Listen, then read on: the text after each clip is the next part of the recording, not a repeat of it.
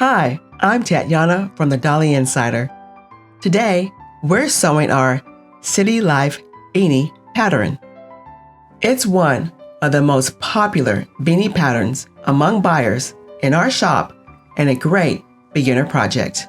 You'll get to practice sewing curves, working with knit fabric, and handling multiple fabric layers. All skills that come up again and again in doll sewing. Grab your materials and let's get started. After you cut your fabric, fold it so wrong sides are together and right sides are facing out towards you. This is the wrong side of my fabric.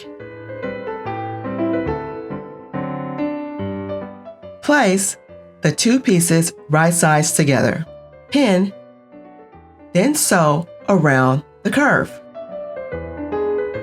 Once sewn, clip along the curve. This helps it lie flat when you turn it out.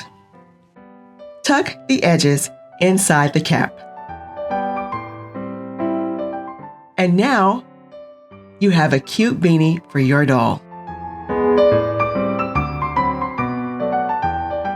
You can make it in every fabric that matches your doll's personality.